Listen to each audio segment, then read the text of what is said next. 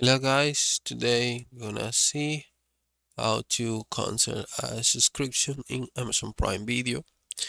This is really easy, this is really simple to do. The first step we're gonna do is to go to the site of Amazon.com, and right here we're gonna log in, and then we're gonna click right here, this button right here. Okay, we're gonna click once, and then we're gonna click this option called account. Once we click account option, we're gonna see all these options right here.